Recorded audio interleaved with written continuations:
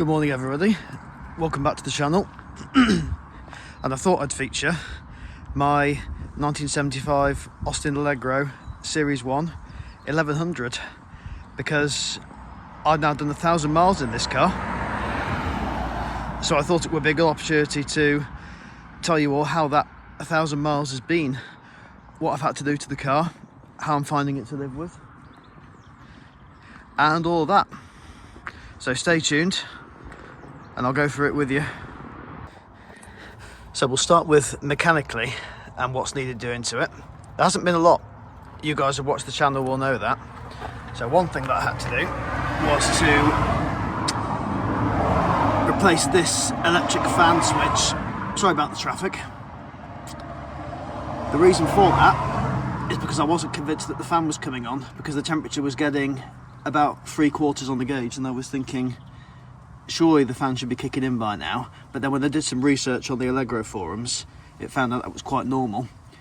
But I thought, let's get a new one just for peace of mind. So I put a new one in and just left the car idling on the drive for ages,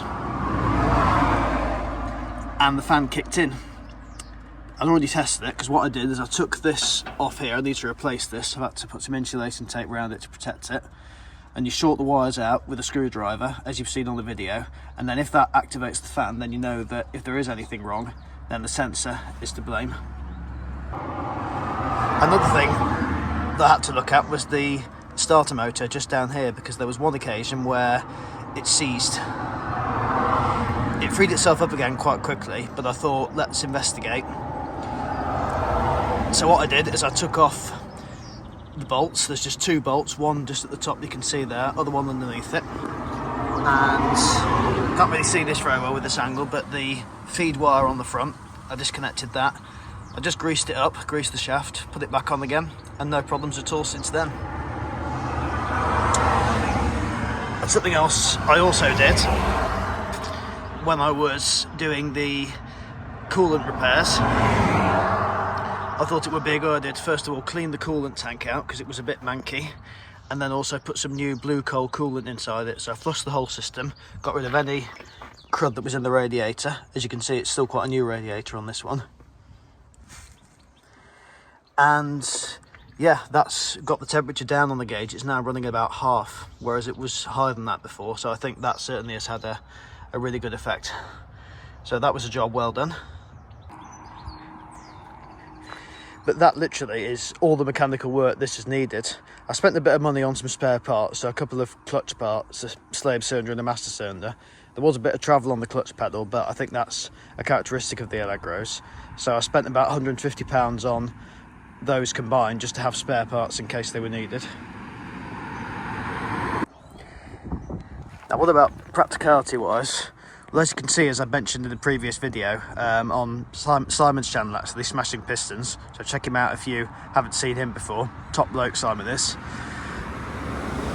That van to go by. And one more is the boot lid. I likened it to a flap on the front of a jail cell. The boot inside, there's actually quite a bit of space. If you can just see my arm, how far that can reach in, it's pretty good. But obviously the entrance is a bit to be desired.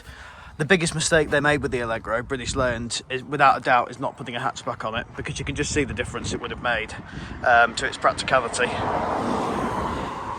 But despite that, there's still a lot you can get in there as well. Oh, one more thing I've done as well is this tyre that was on the car needed a puncture repair, but I had a brand new spare with it as well, so I just put that on, took this in for a puncture repair, and that was done as well.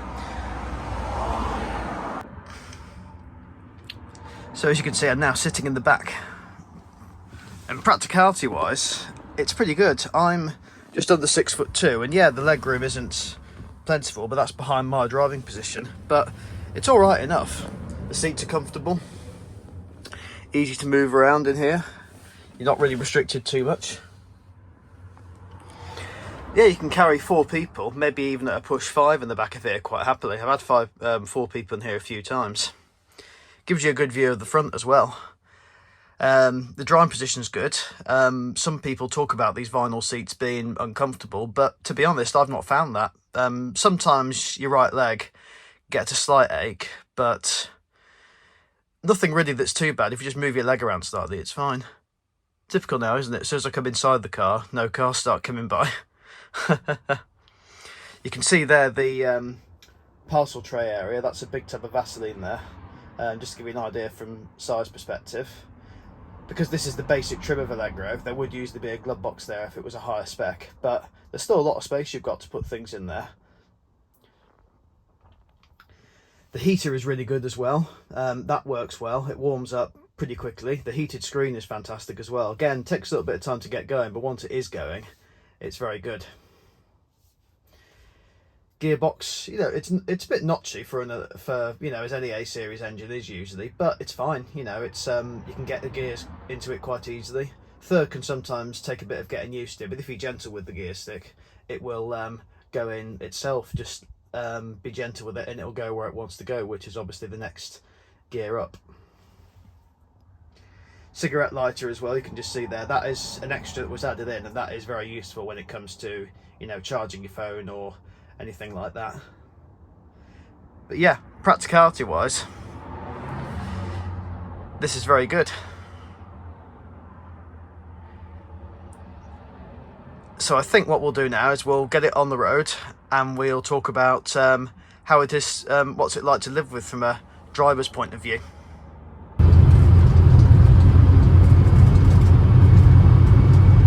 So in terms of what it's like to live with day to day, I've already gone through the practicality side of things. Petrol is the main thing, the main plus point of this. I do not put fuel in this very often. I reckon in the just over 1,000 miles I've covered in this, I've filled it up probably 5 times. I get about 250 miles between fill-ups. I let it run down to a quarter and then fill it up after that. So there's certainly no problems there from petrol. I think it does about 40 miles to the gallon. And we're doing 50 miles an hour now, and I would say that that's the best speed for this car in terms of the best speed before it starts to go through petrol a bit quicker. I've done a stretch of 60 miles an hour in the car before, and it copes with it fine. It gets a bit noisy, but economy wise you see that it does start to drop a bit. My commute to work, and I take this to work most weeks, once a week, sometimes twice a week. That's a what is it, a 33-mile round trip, and it's mainly countryside roads with an average speed of about 50 miles an hour, and it copes with it no problem at all.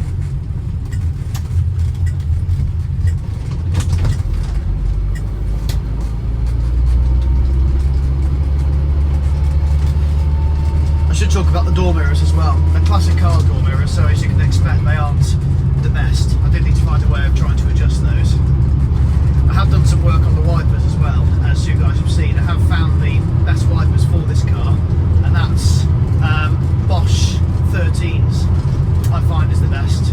But as you can see, the screen's a bit dirty. I don't know what that person's doing there, randomly stopping.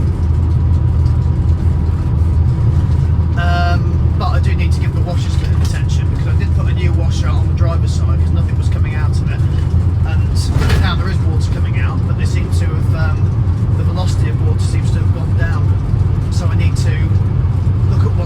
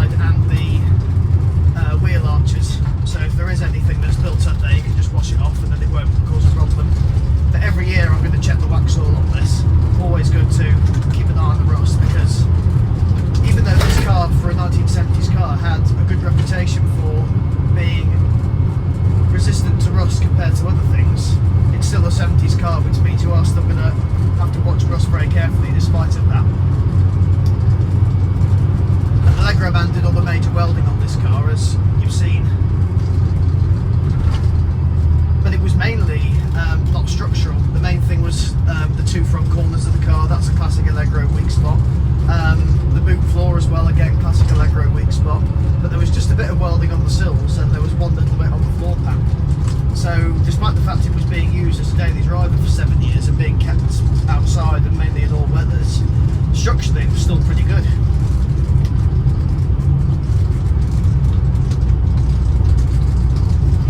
So just to finish off then, should you consider buying a Austin Allegro in this day and age? I'd say definitely. It doesn't deserve anywhere near the bad rep that it's got over the years. It really doesn't, because I think this is the perfect classic car for modern Britain. It's easy to work on, it's cheap to run, you can still pick these up for decent prices. I paid £2,800 for this with all the welding done and a couple of extra parts thrown in, the new tyre for example. It's got the great 70s charm about it, which is what you want from any classic car. You want it to have that happy feeling and that sense of nostalgia, and it gives you that fantastically. I mean, even just this noise here,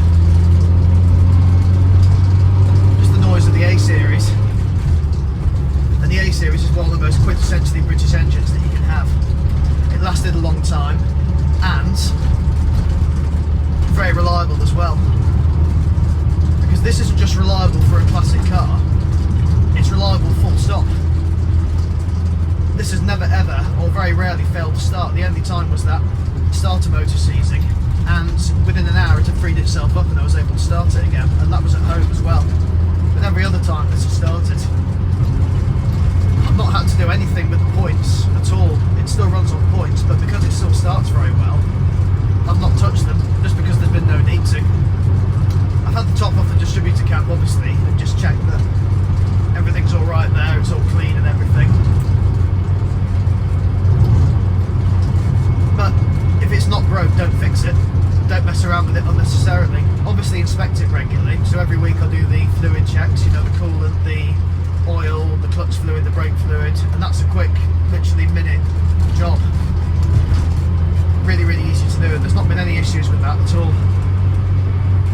It will drip oil slightly because it's an A series, but this does not drip very much at all. Maybe one drip a day, if that. I'm not losing oil on this, so we're all fine there as well.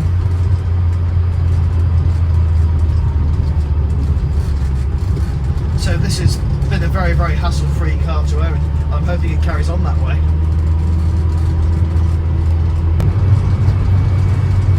Obviously this isn't the fastest car in the world. It's only got, I think it's 50 horsepower for the 1100 engine, and that was back in 1975, so it's probably lost a little bit since then. But I drive it at 60 miles an hour. I don't tend to push it faster than that. It could go faster, but it's quite noisy when you get to that speed. So that's just how I cope with it. But if you were to buy a bigger engine than Allegro, particularly one of the 1500 or the 1750 variants, also good solid engines on those, B series, then it'll be fine as a cruiser. And there'll be also higher spec models as well, so you'll have a bit more equipment inside, you'll have a radio, you'll have a glove box, you'll have maybe better quality floor mats and things like that. So that will make the car a bit quieter.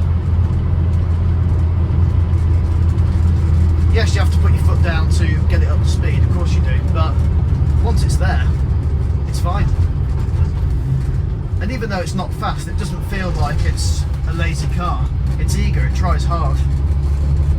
And that's what gives it a lot of its charm as well. One final thing I forgot to say on this car is I did do the alternator belt as well, as you saw recently. The old one started squealing, so I got a new old stock one. Put that on. That did stretch a little bit, and I think because it had been sitting for a while, the act of it moving around had heated it up and expanded it, so I've just readjusted it, and that's all fine as well. So yeah, a really pleasant 1,000 miles motoring in this lovely little car, and here's hoping there's going to be many, many more. So if you haven't considered an Austin Allegro, then please do so. It's a really, really lovely car, more than suitable for life today, and certainly with all the talk about tax and insurance and all that, and petrol prices, something like this makes really, really good sense. So consider it. Give this car the love it deserves, that it should have had a long time ago. So I think that'll do for today then, guys. So thanks very much for watching. Remember to like, comment, subscribe, and I'll see you guys very soon. Look after yourselves.